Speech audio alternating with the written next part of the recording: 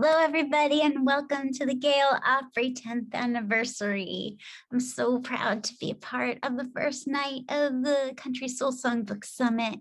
It's going to be such an amazing few days, and I really hope you'll register right now if you haven't already, so that you don't miss any of it. You can register right here on countrysoulsongbook.com. So tonight, I've got performances for you from Juan the Pines, Milo Choy, and Lindsey Wilson. I'm gonna have a special visit from Black Opries, Holly G, and Adobe and Teardrop's Rachel Cholst to talk about building community. But first, I wanted to just give you a little background about the Gail Opry.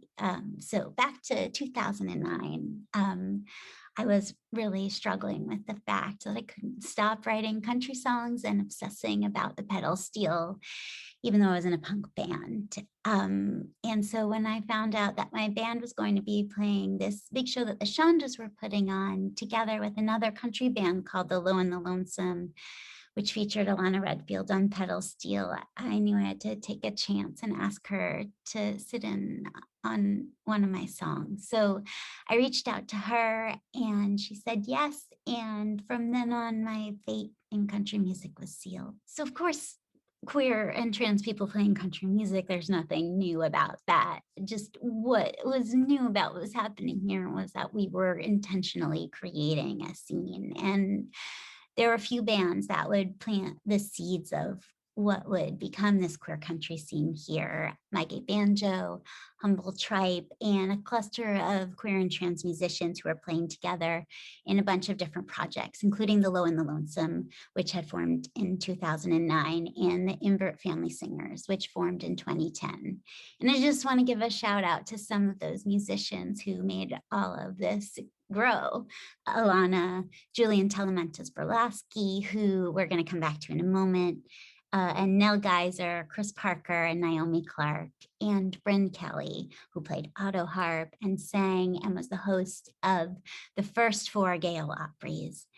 And I just want to dedicate tonight to Bryn, who we lost in 2016 to suicide. And Bryn brought her deep love for country and gospel, her sly mini pearl flair, and her luminous star power to everything she did. She was the heart of the Gail Opry, and I miss her so much, and I know everyone else does too. So the first Gail Opry was in April of 2011, but I thought I was just like putting on a big gay country party. It was my birthday. Owen was like, Owen and my gay banjo was like, let's call it the Gail Opry. And then 300 people showed up and everyone was dancing and singing and crying. And it was clear that something more was happening and that we were going to need a regular event too. And so the Queer Country Monthly came out of that. And started in July of 2011 at the newly opened Branded Saloon run by musician Gerard Cohen-Hopman, who I shared a practice space with. And then everything just flowed from there. In 2015, Eli Conley, who had played the Queer Country Quarterly, got inspired and took us out to the Bay Area and started Queer Country West Coast. The Opry hit the road, including a big 2016 Southern tour with Paisley Field. And since the pandemic, we've had it online. And all told, more than 100 artists have performed at over 70 festivals and shows. So I made you a little reel of some of the performances over the years so you could get a sense of what it was like. And of course, some years I did a better job of taking videos than others. And there's so many bands and musicians who aren't included here. And I'm just kicking myself and wishing I had done a better job of filming. I'm especially thankful to Desiree Barron-Kalachi, who filmed the third Gail Opry and a bunch of Queer Country Monthlies back in 2013 as a part of a documentary she made. And Maren Watts and Tally Petchik, who filmed another country festival in 2017. So the good looking footage, you can thank them for. And of course, I want to say a really special thank you to Gerard and to Branded Saloon, which you'll see a lot of in these clips. Thank you for being our queer cheers. I mean, I have a personal fucking experience with this song of watching my mom sit by the phone, and my mom obviously, you probably heard, as a single woman raising her kids, and she would sit by that phone and she'd wait for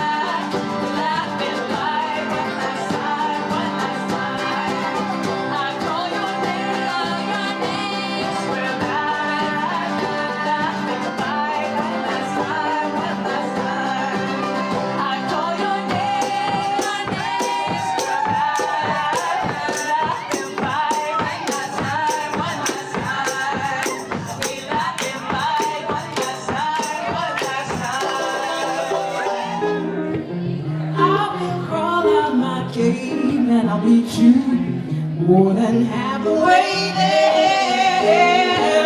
Let the star make us shine.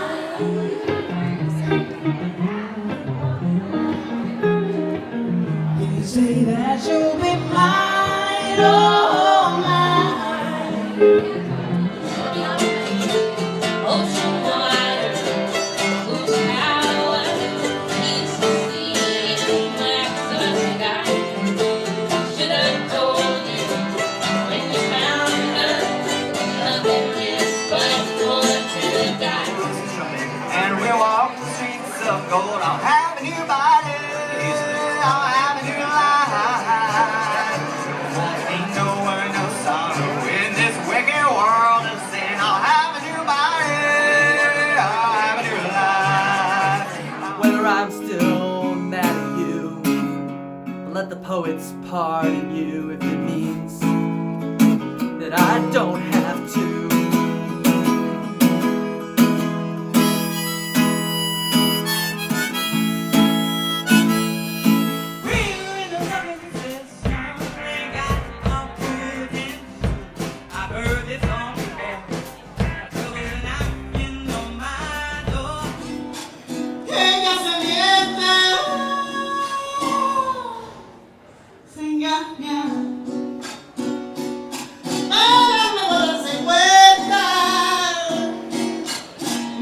Lo que decía era verdad. I wish I were a tin man, I'd have no heart to break. But I'm afraid that I'm a lion with no pride left to take. If I were a bear, you could find me asleep most anywhere, with everything I need, just a couple swipes away from me. Every time you call my name, I feel alright. Every time I see your face, I feel alright. You know it's been on my mind, and I hope you find love, your own designs of love, that's alright. Last night I had a dream of you and me on fire. And they're gonna see me coming. All the tricks I got it made. Oh, I got myself and I got my hate. You're the kind of a woman, you make me wanna love easy. If I could stop time, I'd live forever this day. Fuck, that girl drank all my wine and she left me with the cork and I got stuck. Picking up this, picking up my heart, the pieces that she left.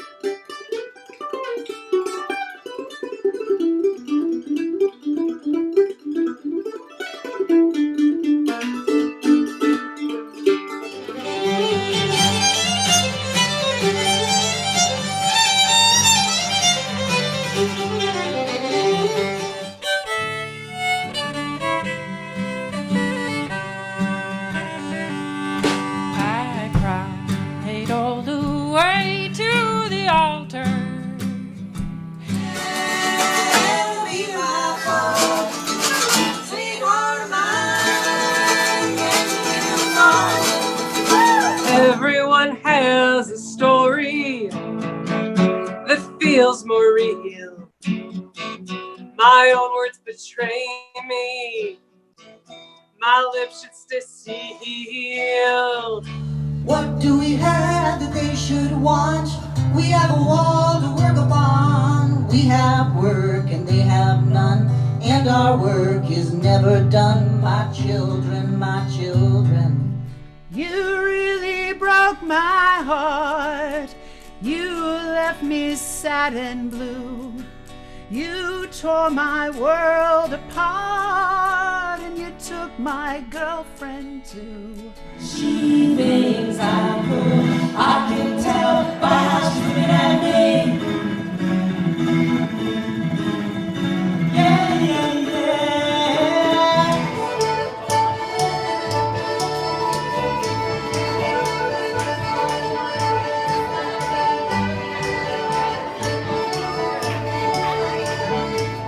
The crowds will throw themselves to their feet. The songs will lift you up. Let them lift you up, lift you up. Lift you up, lift you up. I could lose my balance here if I don't grow right from the ground. Secret, never tell you why. I don't know the theory. I prefer the old man's rhyme. Oh, love, could you hold on to me just a little bit more? Oh, love, the sweet smell of pine walking at my door. Do the wolves still howl at night? Will I hear them anymore? Heaven's mocking both of us when they traded me for you, 'cause I didn't die in 1992.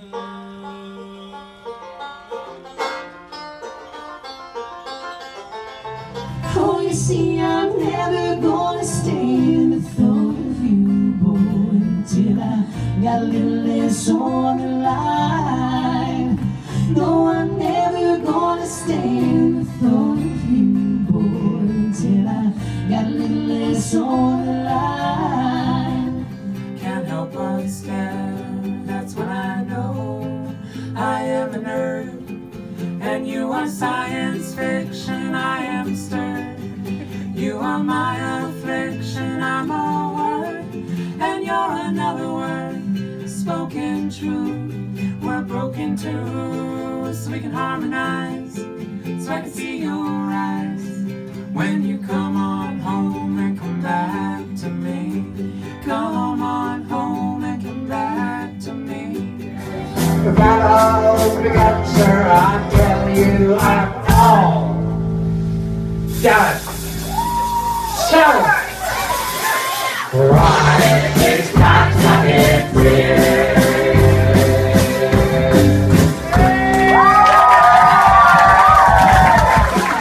Alana will demonstrate. Wait, well, Alana doesn't want to demonstrate the new dirty half that we created. That's too much fun. Family-friendly part I'll demonstrate. Let those cloud cans spin round, round. Let that big sun go down, down. Let me take you on the town. Don't care what those folks say. Alright, now Gerard will continue. I don't even have one doubt. Wanna kiss that pretty mouth and keep on kissing us out. 'Cause you're still a girl, right? That's good. It's gonna be okay. It's gonna be okay. Look, that's what the song is about. In case you're wondering. All right, so back to Julian Talamantes-Pulaski, who is a singer, songwriter, and guitarist for Juan and the Pines. Our first performer, current lineup of Juan and the Pines is Boaz Kim on harmonica and harmony vocals, Liz Keogh on upright bass, and David Langanella on lead electric guitar. So after playing in the Low and the Lonesome and the Invert Family Singers, Julian went on to start Juan and the Pines, and Juan and the Pines took the stage at many Opries and queer country Quarterlies. You might have saw them in the clips we just watched, as well as playing the queer country West Coast with another one of their bands, the Western Skyline. Julian is not only a really amazing country musician and songwriter, they are also a poet and a scholar. Their book of Mongrelitude was a finalist for a Lambda Literary Award, and their work deals with issues of indigeneity, resistance, queer, two-spirit, trans, and mixed-race identity, and the ways that language and song function as medicine. I'm so happy we have Juan and the Pines with us tonight. Please give them a warm welcome. I know we're all on the internets, but it doesn't mean you can't clap at home. Juan and the Pines.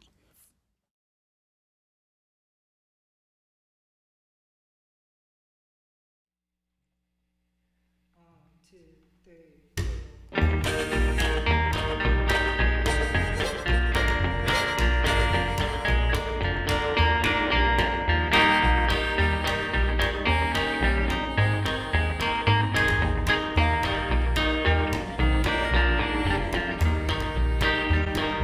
Don't leave me alone now, racing the train. All that I do here is bitch and complain. All that was sunshine's coming up rain. Misery, all some grief and pain. Once dear I thought I'd take pleasure with pain. Chainmail and legs, limbs out of Spain. Love that my darling I should have slain, but each morning pleasure refrain. Don't leave me alone now, racing the train. All that I do here is bitch and complain. All that was sunshine's coming up rain. Misery, lonesome, grief and pain. Oh, golly, golly.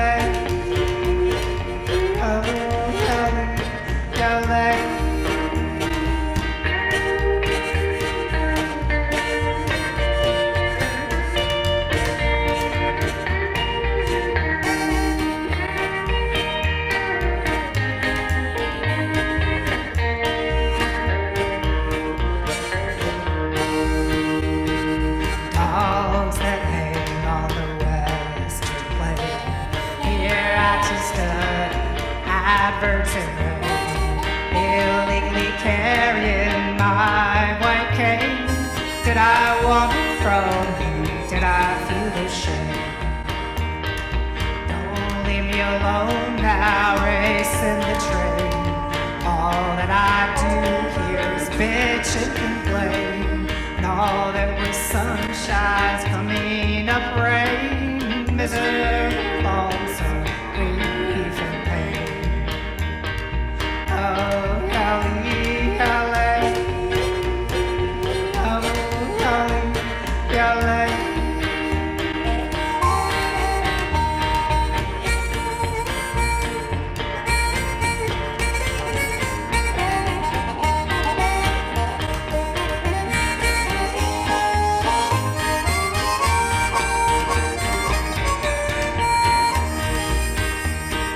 Don't leave me alone now, racing the train. All that I do here is bitch and complain. And all that was sunshine's coming up rain. Misery, lonesome, grief and pain. Misery, lonesome, grief and pain. Misery, lonesome, grief and pain.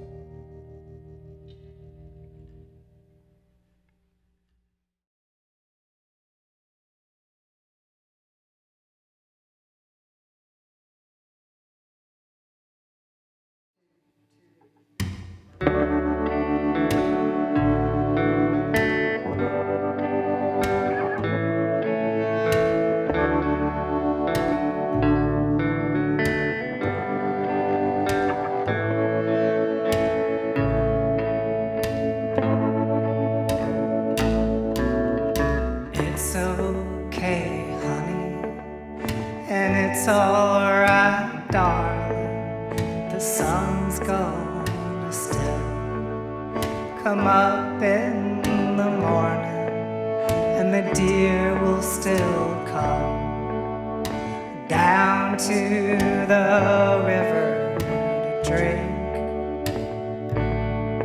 Oh, and what did you think?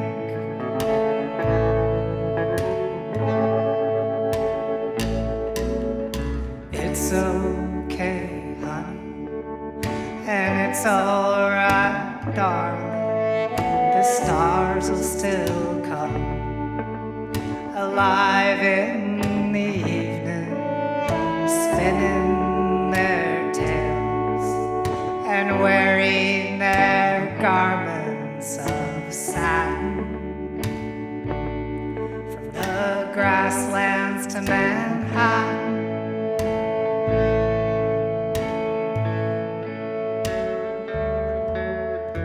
not till the rivers run backward, not till the north turns to southward, not till the snow inundates her. Will anyone say I didn't love you well?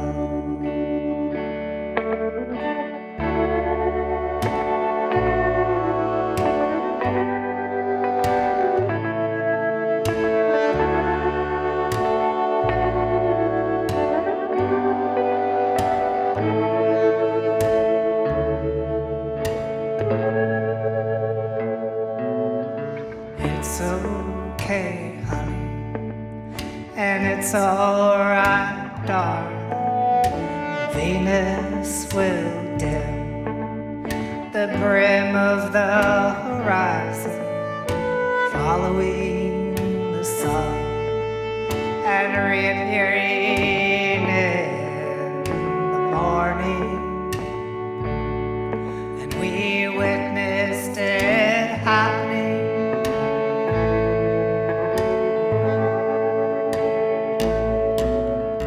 It's okay, honey, it's alright, little darling. We have 3 kinds of beer to be offering, and the celestial beings are receiving all of our proffering and solacing our suffering.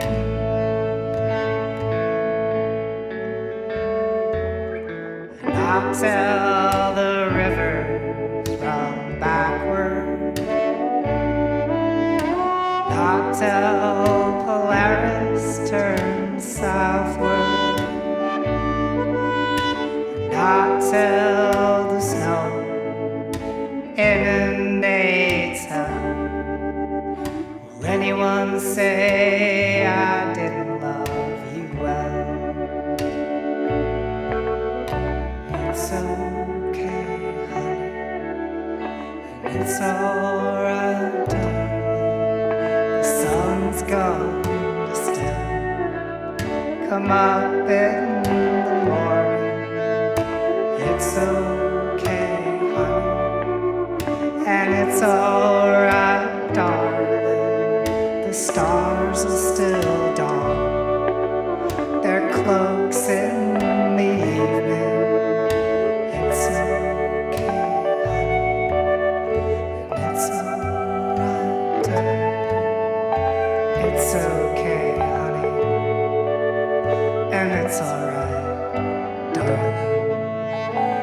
It's okay, honey, and it's alright, darling.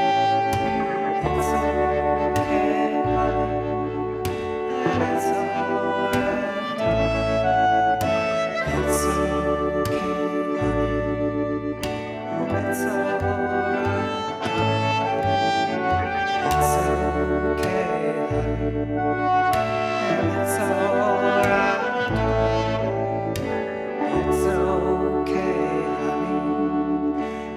it's alright, darling. It's okay, honey. And it's alright, darling. It's okay, honey. And it's alright, darling.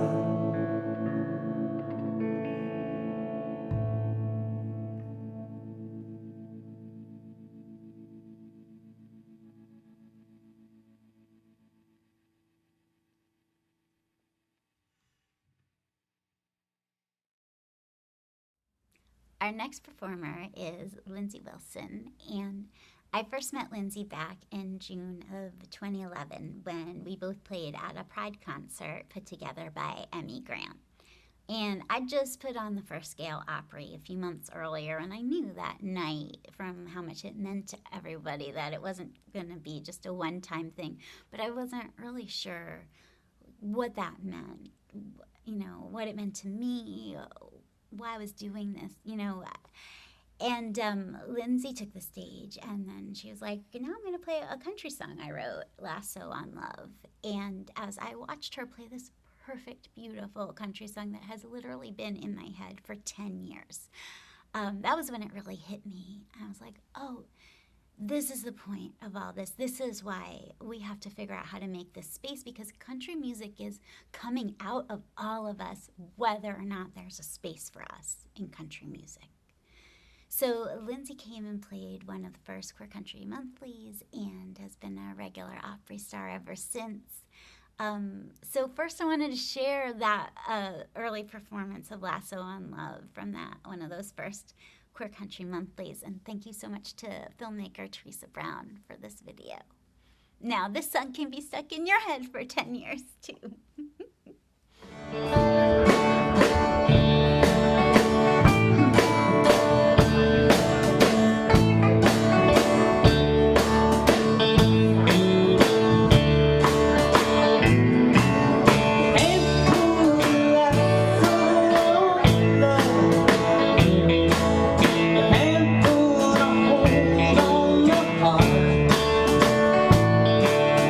Even though we are apart,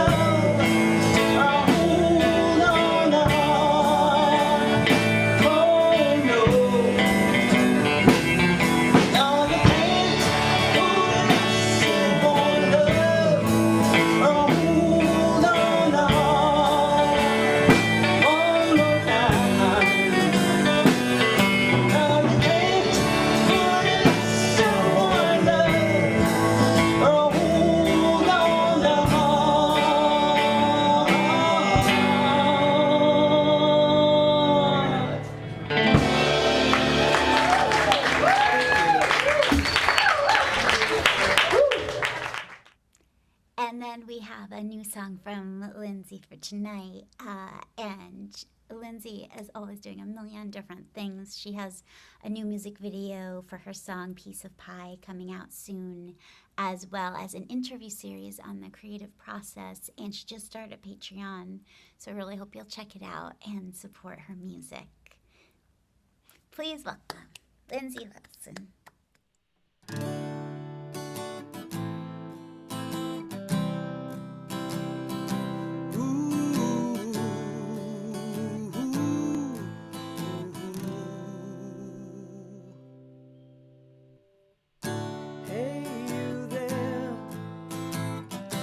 In that old rocking chair, I walked away, came back, and you're still here.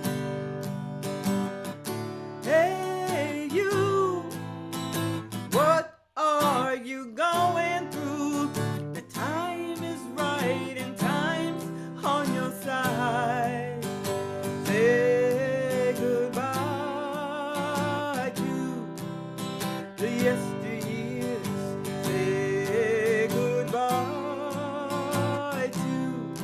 Your past, goodbye to mistakes you've made, and leave those daydreams alone. Leave those daydreams. Why the tears? You've had some real good years, and fear is now nothing but fear it all. I don't understand. The diamond is in your hands, but you're the one still in the rough. Say goodbye to the yesteryears. They were never meant to last. So long to what might have been, and leave those daydreams alone. Leave those daydreams at home.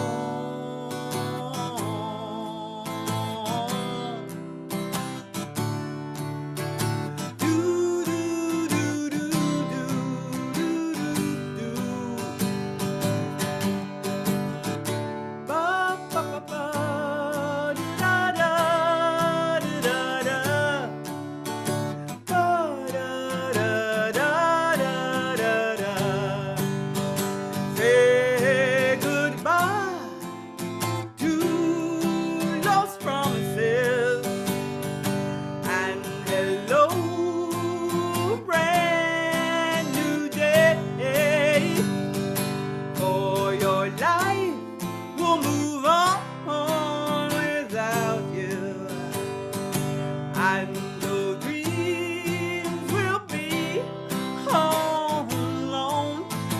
Leave those daydreams at home.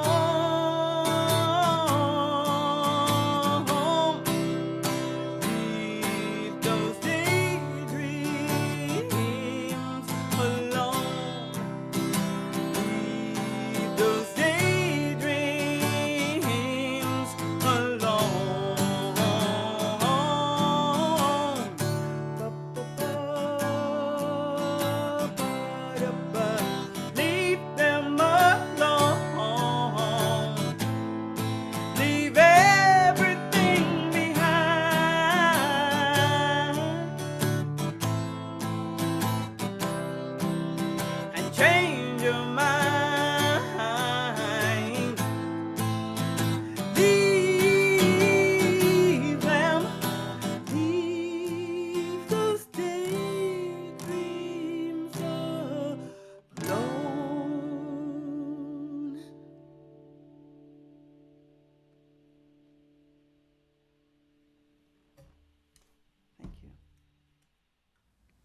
Next up, we have Milo Choy.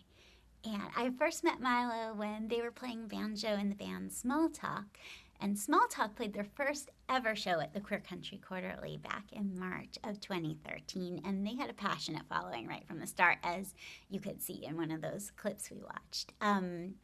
And one thing I've been really proud of over the years is that the Queer Country Quarterly has been a place for new bands to grow, and for people to experiment and to support each other. And so many collaborations and tours, and so much new music has come out of those relationships.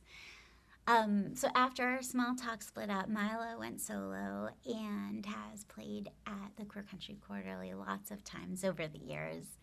You can check out their most recent single and video, Moving Year, which is the first release from a set of EPs that will be out soon.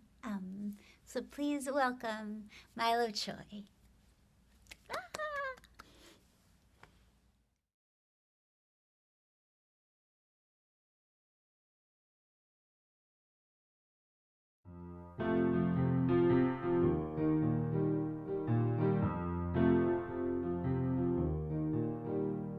I find myself in the desert today.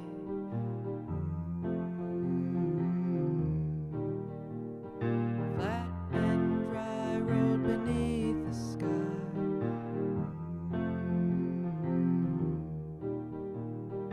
Every crack could be a canyon, so it seems. These days I often notice the smallest things.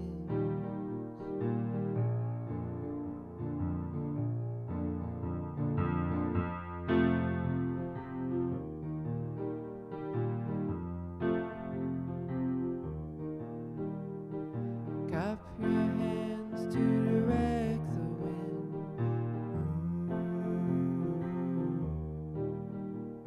It won't quite catch if you let it all in.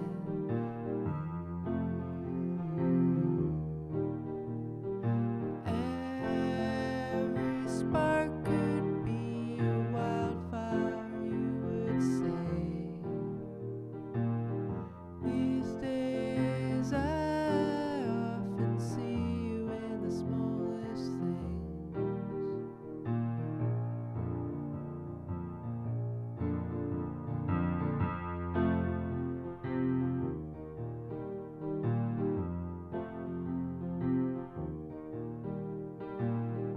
I wear my jacket now when it snows.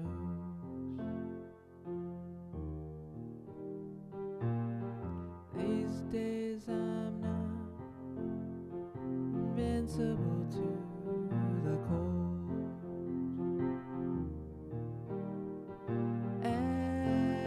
Every breath could blow me over. Finding ways to get older in the smallest thing.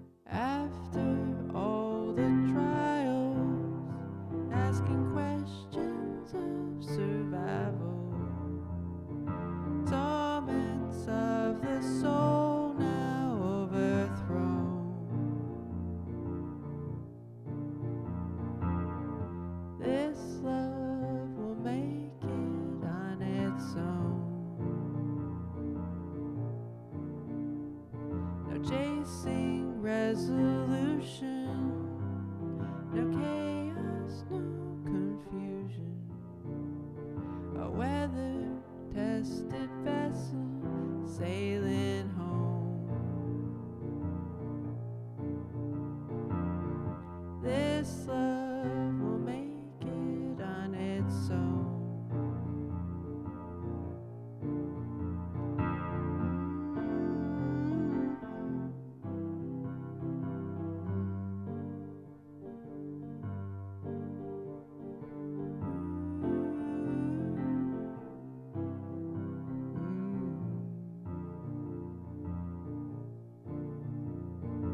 Trouble, once bustling, stands vacant, no lights on, a place that only history will know.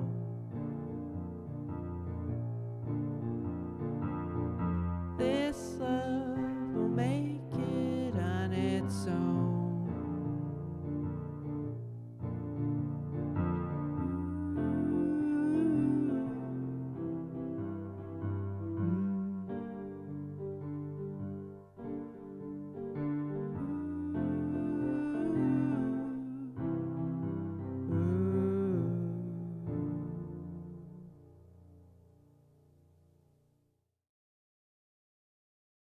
Now I'm so excited to share with you a conversation I got to have with my special guests, Rachel and Holly, about building community. But first, I just wanted to say a little bit more about the relationship between building queer country community and politics, at least for me. I don't have any interest in thinking about what it means to be queer in country music if it's not a part of a radical intersectional politics. And, just some shallow idea of diversity that doesn't reckon with deeper questions in country music, especially about the relationship between country music and white supremacy, is not what I'm interested in. Many of our shows have been fundraisers for grassroots groups like Song and Trans Justice Funding Project, and I also hope to start a project called Country Music Against White Supremacy, and I just wanted to share that with you. Right now we're working on the Change Country Pledge that we've been working on for the last year, because one way that white supremacy plays out in our industries is by excluding BIPOC musicians and industry professionals from the informal networks that provide access and resources and opportunities. So if you've got access, please head over to changecountrymusic.com, where you can take the Change Country Music Pledge. And if you are a BIPOC musician or industry professional, that we have been building a database of all the pledges we've received so far. There's over 80. And you can look through all those pledges, and if that feels overwhelming, Holly G is also here to help you sort through it and figure out what in there might be useful to you. So just head over to the website, and hopefully there can be some resources there that might be useful. All right, so welcome to Holly and Rachel. Hi! I feel like this whole special is going to be like I'm Mr. Rogers and my friends are coming over. Look who's here! Rachel and Holly! Yay! I don't have a sweater to change into, though. I wanted to have you two over for my special anniversary party. One, just so that I wasn't just celebrating by myself alone. But also because I thought it would be good to have a conversation about, like, what does queer country community mean to us? And there are no two people who I would rather have that conversation with than the two of you. So for those watching who don't know, Holly G is the creator of Black Opry, and Rachel Cholst is the creator of Adobe and Teardrops. Happy 10-year anniversary to you also. Thank you.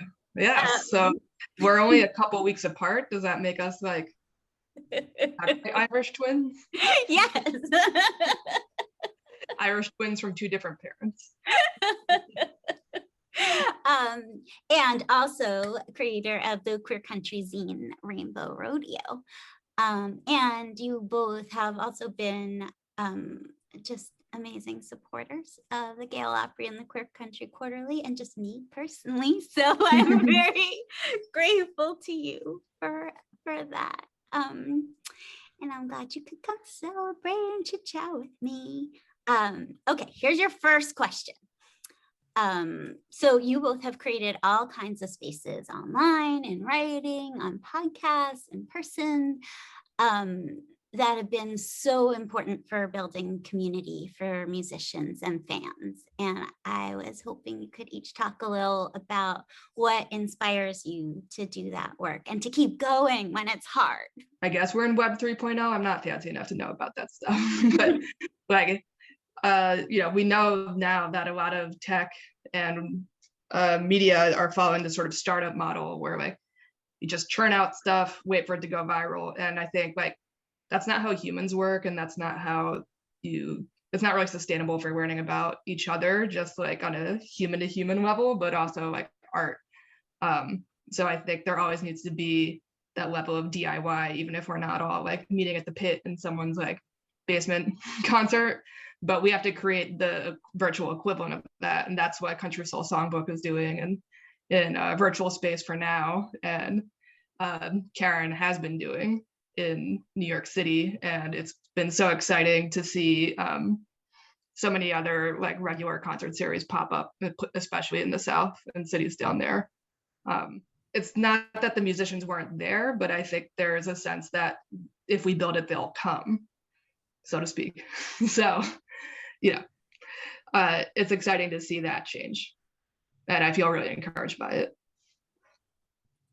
And you have built all these things, and people have come. Yeah, I was thinking about I think like, so to go back to the other part of the question, why have I done all this? Why did I make Adobe and Teardrops? Why did I make the zine? And I think it's like I wanted to find the other people out there. Is like the short version of the story.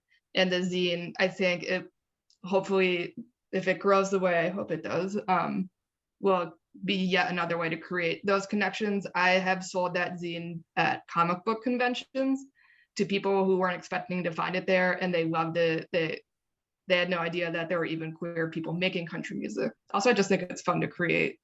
I'm not confident enough in my musical abilities to like share that publicly, but like I know I can write a good album review.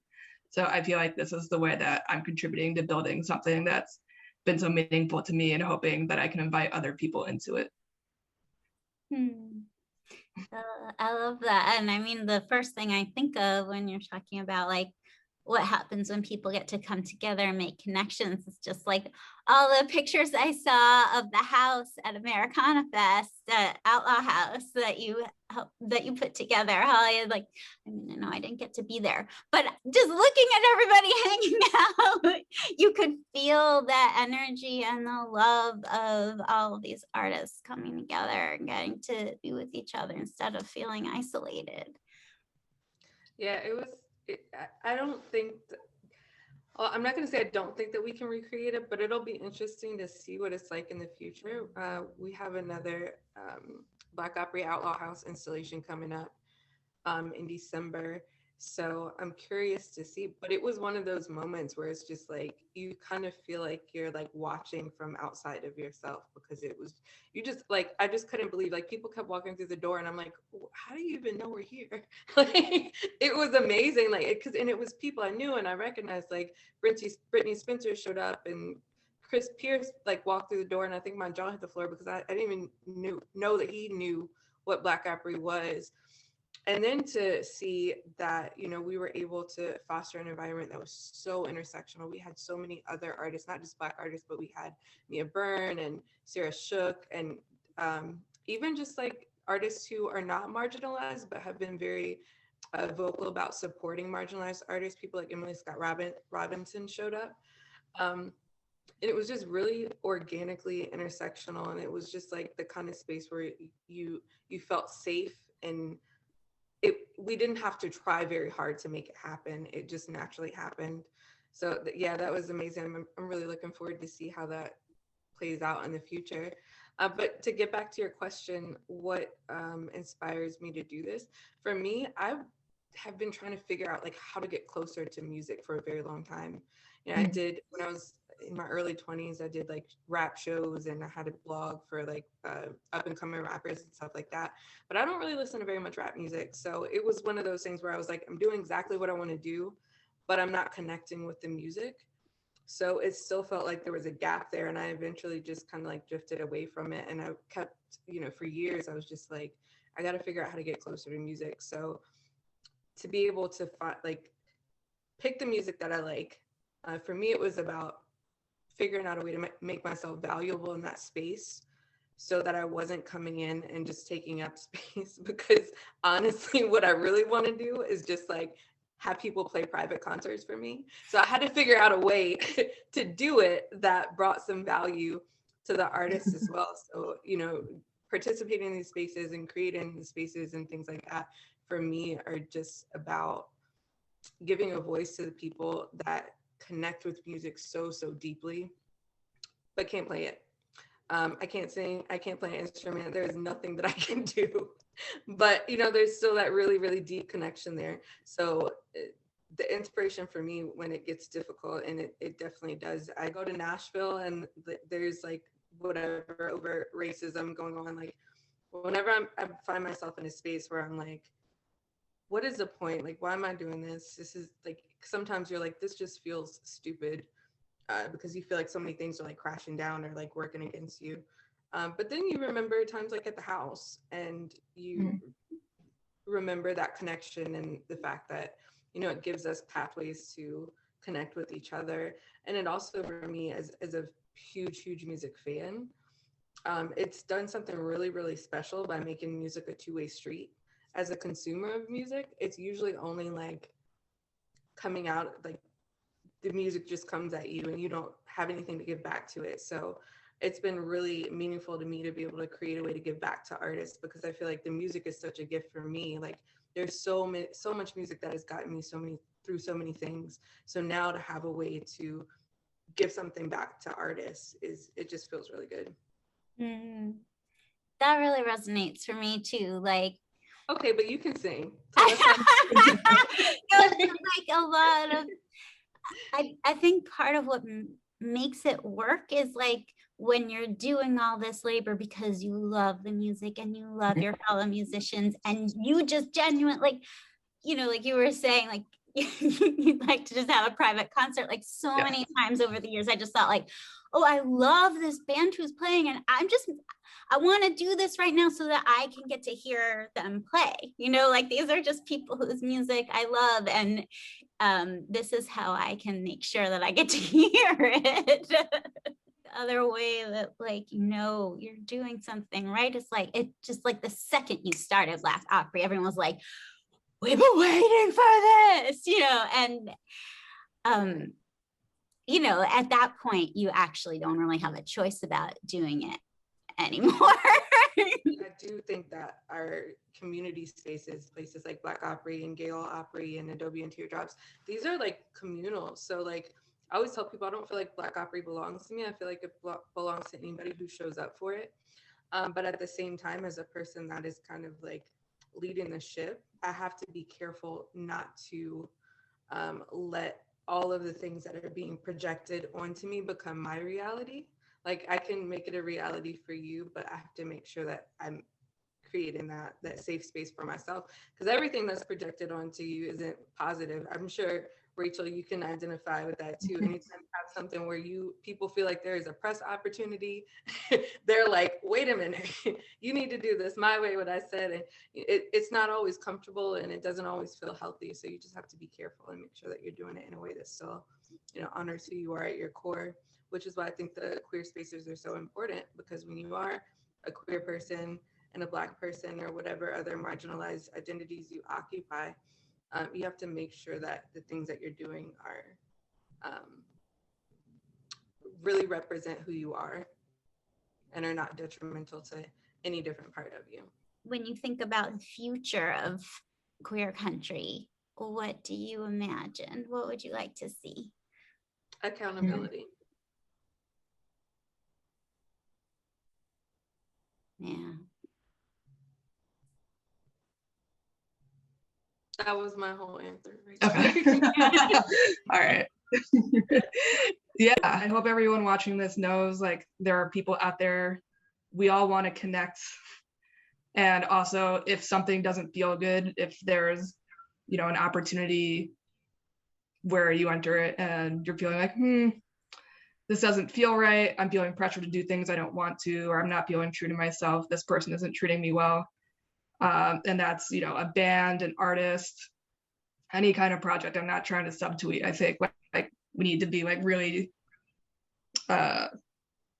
adamant about treating each other well. As long as you're creating stuff and adding to other people's lives and to your own, I think that's the thing that is going to help create environments that people want to be a part of and want to pay attention to. The thing we have to build, if it comes from a place of like, I'm excited about this and I want to find other people who are excited about it and this feels good to me, then that's how you're going to grow things. And on the flip side, if people you're collaborating with are saying like, this is starting not to feel good, that's when you hit the brakes and figure it out. Yeah, accountability. I think there is, community just falls apart when there's not when we're not accountable to each other, and when we don't center taking care of each other. Yeah, I think like the divisions within the larger queer community, unfortunately, will, and do find their way here. But within this small community that is getting bigger, how can we make sure that it looks like the ideal that we all have?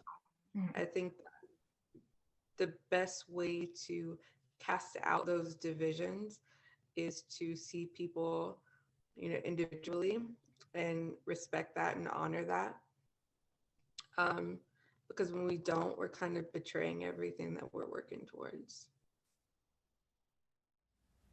Friends, thank you so much for these last 10 years. Thank you for all of the songs, the two-stepping, the listening. We always have the best audiences, clapping, laughing, drinking, crying.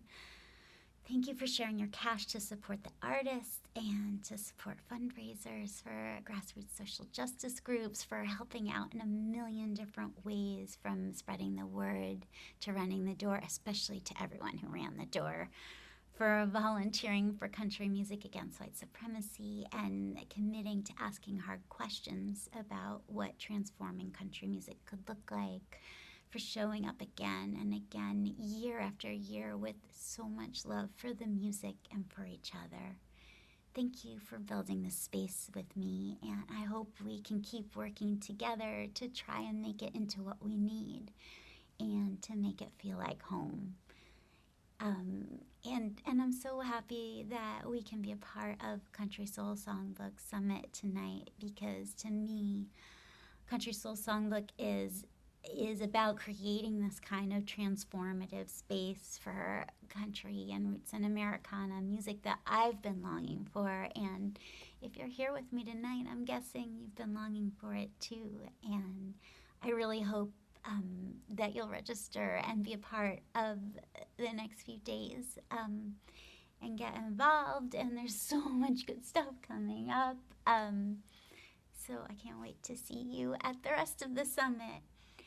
Yeah. Thank you so much for having us tonight.